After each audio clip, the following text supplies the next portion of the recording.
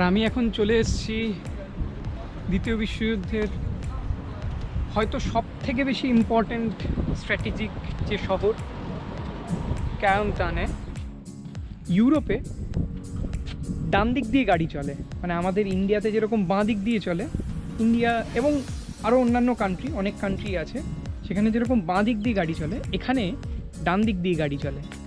আমি চলে এসেছি এখন নরম্যান্ডির আরেকটা শহরে, যে শহরের নাম হচ্ছে বেইউ পন্ডিউ হক, এবং আমার পেছনে যেটা দেখা যাচ্ছে সেটা হচ্ছে ইংলিশ চ্যানেল এবং ওই পারে ইংল্যান্ড।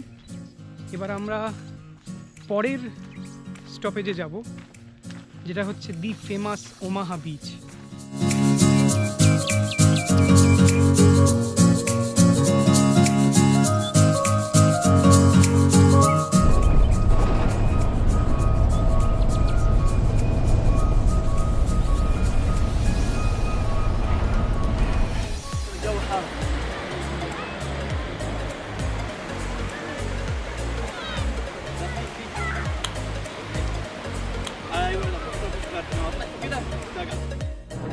এতক্ষণ আমি ওমাহা বিচে ছিলাম। এই বিচটা যেরকম বললাম যে অ্যালাইড ইনভেশনের একটা অন্যতম মেন বিচ ছিল, এখন দেখে একদমই আলাদা মনে হয়। গাড়ি আসছে, লোকজন সব আনন্দ করছে, মজা করছে, বালিতে খেলছে, কিন্তু এই বিচেই আরেকটা কথা যেটা হচ্ছে এই 2019 হচ্ছে ডিডের 75th অ্যানিভার্সারি। তা সেই জন্য অনেক কিছু অনুষ্ঠান হচ্ছে এখানে, মানে পুরো জুন জুলাই আগস্ট সেপ্টেম্বর এই 4 মাস ধরে। তা সেটাও একটা গুরুত্বপূর্ণ ব্যাপার যে এই সময়ই এসছি এখানে। প্রথমে ভেবেছিলাম সরাসরি আমেরিকান সেমিটারিতে চলে যাব। এই আমেরিকান সেমিটারি বানানো হয়েছিল যে সমস্ত আমেরিকান সৈন্যরা এই যুদ্ধে, এই ডি ডে এবং ডি ডের পরবর্তীকালে যুদ্ধে মারা গেছে, তাদের কে সেখানে রাখা হয়েছিল সেই সেমিটারিতে। কিন্তু আমার যে বাস ড্রাইভার, সকালবেলার বাস ড্রাইভার যে ছিল, তাকেই আবার পেয়ে গেছিলাম। তা সে সাজেস্ট করলো যে আরেকটা মিউজিয়াম আছে মিনিট 10-এর ডিস্টেন্সে, সেই মিউজিয়ামটা একবার দেখতে। সেই জন্য ঢুকেছিলাম। মিউজিয়ামটার নাম হচ্ছে ওভারলোড মিউজিয়াম। আর এই মিউজিয়ামটা ডেডিকেট করা হয়েছে ডি ডে এবং তার আনুষঙ্গিক যে সময়কালে আমেরিকান, ক্যানাডিয়ান, ব্রিটিশ এবং অবশ্যই জার্মান, তারা যুদ্ধে যে সমস্ত গাড়ি, যে সমস্ত ট্যাঙ্ক সব ব্যবহার করেছিল সেইগুলো রাখা আছে। যেরকম এতদিন সিনেমাতেই দেখেছিলাম যে 88 মিলিমিটার যে গান, আর আরও অনেক রকমের ট্যাঙ্ক, হাফ ট্রাক, সেই সমস্ত সরাসরি দেখতে পেলাম। তো সেই জন্য যদি কারোর যদি এই সমস্ততে ইন্টারেস্ট থাকে তাহলে এই মিউজিয়ামটায় আসা যেতেই পারে। মোটামুটি ঠিকঠাক মিউজিয়াম।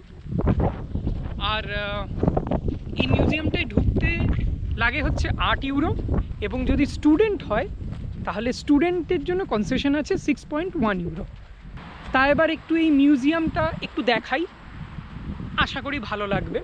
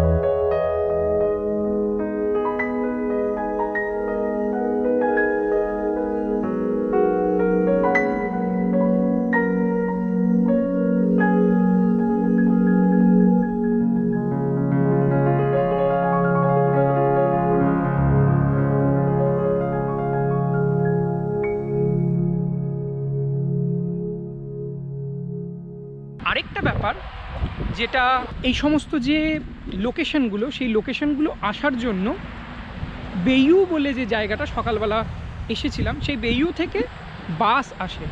সেই বাস যদিও খুব একটা রেগুলার ইন্টারভেলে নয়, কিন্তু মোটামুটি বাস সার্ভিস ভালো, আর বাস একদম সময়ে আসে। যেটা এখানে লক্ষ্য করলাম, বাসের সময় একদম পারফেক্ট। যে সময় বাসের টাইমিং লেখা আছে যে স্টপেজে, একদম সেই সময়ই আসছে। তা সেই নিয়ে কোনো চিন্তা নেই, কিন্তু বাসের ফ্রিকোয়েন্সি একদম ভালো নয়, মানে খুবই কম ফ্রিকোয়েন্সি। তো সেই জন্য সেটা একটু অসুবিধা। কিন্তু হ্যাঁ, মানে সাইকেলের থেকে এটা অবশ্যই ভালো একটা অপশান, কেননা সাইকেলে আমাকে অত পয়সাও দিতে হতো 35 ইউরো, আর আমাকে সাইক্লিং করতেও হতো। আর এখানে আমাকে আরামসে বাসে করে আসা যাওয়া করো, ঠিক সময়ে ঠিক জায়গায় দাঁড়িয়ে পড়ো এবং বাসে করে চলে আসো, সেটা একদিকে ভালো যেরকম। আর আমি এখন নেকটারিন খাচ্ছি। এই নেকটারিনটা দেখতে অনেকটা আপেলের মতো, কিন্তু ঠিক আপেলের মতো নয়, এটা অনেক বেশি স্মুথ। এই নেকটারিনটা ইউরোপে মেনলি পাওয়া যায়, আমাদের দেশে মনে হয় না নেকটারিন পাওয়া যায়। আর আরেকটা ইম্পর্টেন্ট ইনফরমেশান দিয়ে নিই, ইউরোপে যদি ট্রেনের টিকিট কাটতে হয় তাহলে একটা খুব ভালো অ্যাপ আছে, OUI-SNCF, মানে SNCF ট্রেনের সমস্ত রকম টিকিট কাটা যায় এবং খুবই ইজি অ্যাপ। খুব ইজিলি সিলেক্ট করা যায় কোন স্টেশন থেকে কোন স্টেশনে যাচ্ছি এবং সময়, কোন ট্রেনে যাব, ফার্স্ট ক্লাস না সেকেন্ড ক্লাস, এবং তারপরে টিকিটটাও আরামসে কাটা যায় যদি ক্রেডিট কার্ড থাকে। তা যদি ইউরোপে যদি ট্রেনে করে যাতায়াত করার দরকার পড়ে, যেরকম আমি আজকে এসেছিলাম ট্রেনে, যাচ্ছিও আবার ট্রেনে, তা সেই জন্য এই অপশানটা খুব ভালো। এই যদি অ্যাপটা ইউজ করা যায় তাহলে সেটা খুবই ভালো। আমি এখন পৌঁছে গেছি নরম্যান্ডির যে আমেরিকান সেমেটারি আছে, যাতে এখানে অনেক রকম নিয়ম আছে, এরকম দৌড়াদৌড়ি করা যাবে না, কুকুর নিয়ে আসা যাবে না। অবশ্যই এরকম নিয়ম তো থাকবেই, কেননা খুব একটা আনন্দের জায়গা তো নয় এটা। আমেরিকান সেমেটারির ভেতরে একটা ছোট্ট চ্যাপেল আছে। সেই চ্যাপেলে কিছু থটফুল কিছু কথা লেখা আছে, কিন্তু সেই চ্যাপেল থেকে একটু যদি আমি এগিয়ে আসি তাহলে এখানে ওপেন একটা সেমেটারি দেখা যাবে, মানে যেখানে মানুষজন চলাচল করতে পারে, এবং সেখানে লোকজনের নামও দেখা যেতে পারে, মানে কার উদ্দেশ্যে বানানো হয়েছে এই প্রত্যেকটা ইন্ডিভিজুয়াল মানুষের কথাও জানা যেতে পারে। তার মধ্যে লেখা আছে যে নাম, র্যাঙ্ক এবং কবে মারা গেছে যুদ্ধে।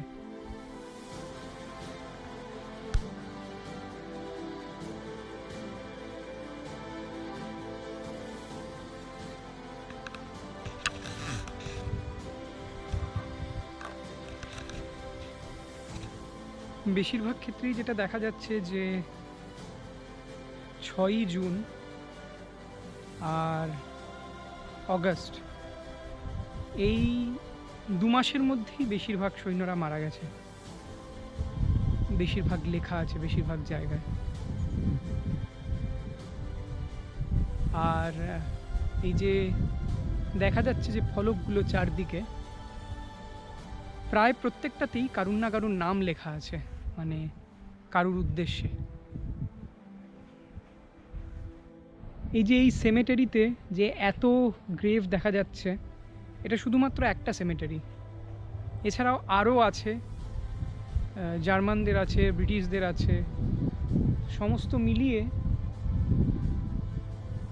কল্পনা করা যেতে পারে যে কত মানুষ মারা গেছিল এই যুদ্ধে।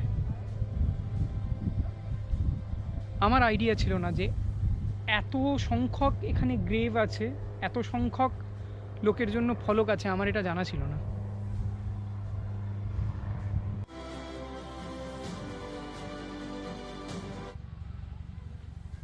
On this side of the chapel, they let us walk where these graves of these brave young men are entombed.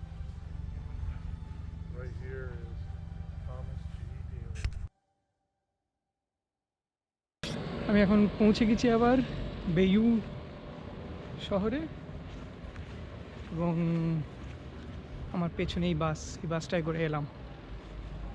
যথেষ্ট কমফোর্টেবল বাস। আর এটা হচ্ছে বাস স্টপ আমার পেছনে, খুবই সাধারণ দেখতে বাস স্টপ। এই শহরেও এক্সপ্লোর করার মতো অল্প কিছু জিনিস আছে। একটা চার্চ আছে, বেগিউ চার্চ, যেটা আমি জানি না শহরটার নাম উচ্চারণ ঠিক করছি কিনা, কিন্তু একটা চার্চ আছে। সেই চার্চটা দেখা যেতে পারে বাইরে থেকে, হয়তো বন্ধ হয়ে গেছে কিন্তু বাইরে থেকে দেখা যেতে পারে। আমার পেছনে এখন বেগিউর যে বড় চার্চ সেটা পেছনে। আর যেহেতু আমার ট্রেন আছে সেই জন্য আমাকে দৌড়াদৌড়ি করতে হচ্ছে, কিন্তু একবার দেখে গেলাম চার্চটা উইলিয়াম দ্য কনকরার বানিয়েছিলেন 1077 খ্রিস্টাব্দে। আর এত সুন্দর এক্সটিরিয়ার আমি খুব কম চার্চেরই দেখেছি, এত বড় সাইজের এবং ভেতর থেকেও খুবই সুন্দর। যদি কেউ বেইউতে আসে তাহলে অবশ্যই তার এই চার্চটা দেখা উচিত।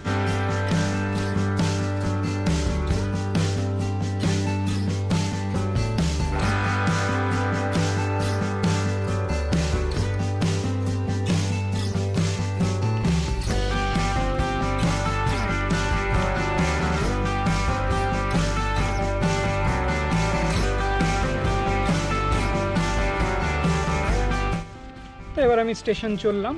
আমার আজকের জার্নি এখানেই শেষ হলো।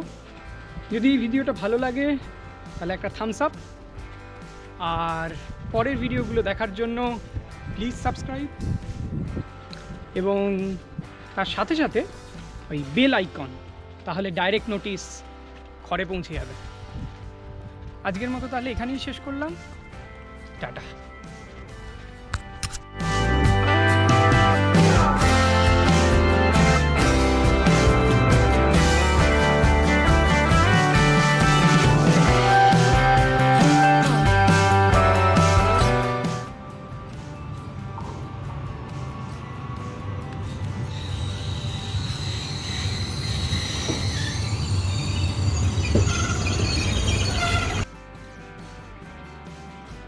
রাত্রি 9টা বাজছে, কেউ বলবে দেখে?